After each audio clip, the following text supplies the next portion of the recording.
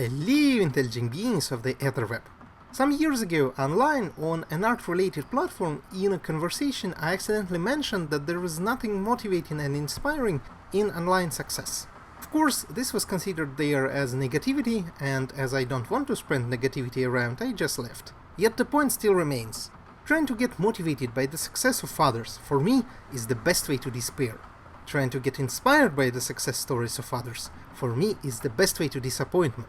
Now, allow me to elaborate here. The world is built on a notion that if you work hard, if you do things good, then you'll get noticed, you'll achieve fame, you'll achieve prosperity, and you'll achieve, well, happiness. This is how ideas from the American dream to a Soviet ideal of successful life are praised. Whenever you see some prodigy getting exhibitions, or you see some illustrator getting millions of subscribers on some platform, and you look at that to get inspired, you start to think, well, I can do the same. I just need to practice more, I just need to wait. Practice will bring you better results. In classical music, if a young prodigy can play something well, intonation-wise, musicality-wise, they can be judged. But then, if professionality was the judging factor, why are there so many poor, good classical musicians out there? If you look at other fields, from art to engineering, the judgment becomes much more fuzzier. How often do you see young artists praised for what seems to many, well, children's drawings? But it's not about age. Nadia Rusheva, for example, was a good artist. Many of young engineers and artists praised young are legit. The children's drawings issue shows that there is more than just simple grinding. Art, of course, is noticed whenever something new is created needed for that particular time, but also because of chance. Chance is underestimated in our scientifically linear world. But the truth is that success is majorly based upon not your professionality, not your skills, not how well you play, you paint, you design, but it is based on shadow factors and random chance. What I mean by shadow factors are those little things that are usually getting ignored when looking at the big picture. Like how Vincent van Gogh's brother Theo was marchand d'art, an art dealer. How many Van Goghs have died without art dealer brothers, with their art destroyed?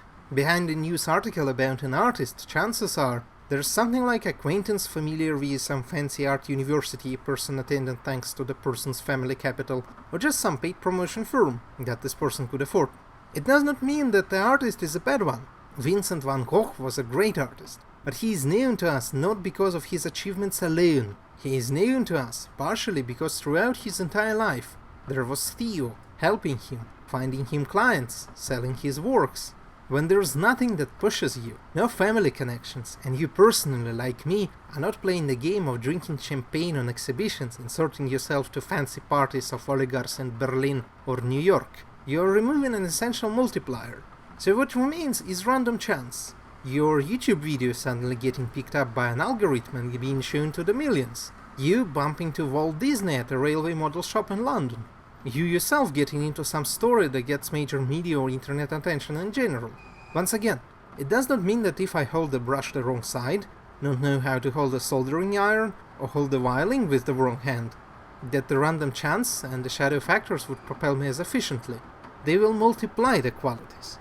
Say a creator with a skill of 1 has family connections and exhibitions since young age. This 1 is multiplied by 10. If one of the exhibitions gets viral, there's another multiplication by 10. You get 100. If there's nothing to multiply, well, you'll get 0.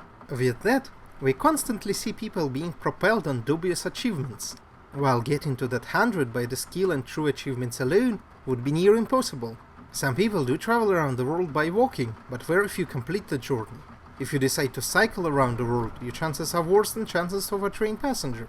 In addition to your financial and social capital, say your university connections, there's all sorts of other, smaller shadow factors. If you're located in the United States, more competitions will be open for you, and there's more chances that you'll be picked by a commissioner. If you're located in People's Republic of China, Iran, Belarus, Russia, a lot of services simply won't work with you. Curates would send to everywhere but Russia. Requiren invited me a year ago, but does not allow me to operate.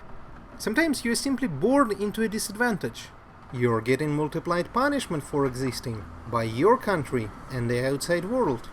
With all that in mind, this is why for me there is nothing inspiring in millions of subscribers. Because grinding alone won't make it happen. And if you see someone performing poorly but getting full stages, well, this is also the result in how not just quality, but shadow factors and random chance works. There's another side to this understanding. Once you realize that it's not you alone that makes things work, you appreciate those along the way much more. When opening Patreon, the initial thought was that people would subscribe based on artworks alone, but the result is much more complicated. Whenever I get commissions, it is based not only on the quality of what I do, but by random chance, or just because somebody told somebody that I do nice things. How people might tell of plumbers they knew. Me, a plumber, we are not hired solely because of who we are to fix the leaks. I'm a privileged guy here, so I can feel upset when I don't get commissions or Patreon is struggling, but it's not life-threatening, yet. If it was, and I would try to work harder to offset the chance and shadow factors, I would simply burn, and burn faster. Working harder alone won't make things work. There's another side. How many people who were cheered by the crowds died forgotten and alone? How many people had their lives turned into nightmares by working hard to achieve these cheers? Gymnast Yelena Mukhina died alone and invalided after years of pain physical and mental exerted on her. And how many are there who went through the pain and haven't got on the stages? Who might have got their lives broken with them treated like nothing when they were still living? The statues of unknown soldiers, unknown doctors, unknown delivery workers are like that, unknown, without their names recorded anywhere in so many cases. There is also an issue on how many there are people in the world. There is a joke posted on bash.org.ru in which a philosophy professor asks a student how many philosophers they know, and when the student lists all, the professor replies that each year the faculty has more philosophy graduates. When I recently again thought of that, I thought to make an experiment. I had to record it instantly, deep at night and with my back to the bookshelves. In this experiment, I gave myself 2 minutes to list all the artists I can think of, limited to two-dimensional artists, nodal makers, or artist engineers. The list contained 17 names. The first 17 names that came to my mind. In this list, 3 names, represented by squiggly lines, are people of personal acquaintance, thus I preferred not to show the names. And only the first considers themselves an artist. The third is a distant artist relative. Only 4 other names, Hitoshi Ashinano, Amano Kazue, Yuri Narstein, Minna Sondberg, are living people. The rest 10, William Turner, Marc Chagall, Isaac Levitan, Henry Rivière, Utagawa Hiroshige, Katsushika Hokusai, Tove Jansson, Claude Monet, Vasily Vereshchagin, Ilya Repin are deceased. I feel rather ashamed as I immediately afterwards thought of leaving Gadi Pollock or Hayao Miyazaki and lots of deceased artists from the already mentioned Vincent van Gogh to Edgar Degas, Vasily Kandinsky, Norman Rockwell, Osip Broz, Ivan Aivazovsky, and then I stopped. Because thinking of the names of others that came afterwards would require for me to spend more time thinking. And this is precisely what happens. Very few people can create something that will remain in the minds of others. There isn't enough room. Without any personal connection, only 14 got in my head. Maybe 30 if I include those I thought a bit later about. Of them all, very few are living. But the thing is, dying alone won't bring you fame. It's being told that Marc Chagall first had his works sold in France when an art dealer presented them as an art of a young artist who died in the Great War. But if it was the case, if Marc Chagall did truly die, then we wouldn't know of him. Some specialists maybe would, but very few. Less people who know Osip Broz, who came to my mind in the expanded list. And this is what we are facing. There's simply not a room for us all in the minds of others. Sometimes I think how it is offset by the number of people on the planet. Some artists would be remembered locally or within some group. My most adored artworks online were of Georgia, and I actually don't think that those are good artworks. Here's that random chance working. Still, if I were to look at Georgian artists and try to get motivated to become the most famous non-Georgian artist in Georgia, nothing would make it happen. Maybe if I had connections. Maybe something randomly would propel me. But not the act of making art, however good, alone would do it. The best hope is the lack of hope. The best motivation is the lack of motivation. For me, no reason is the only reason that would make one keep doing something. The rest is just an explanation.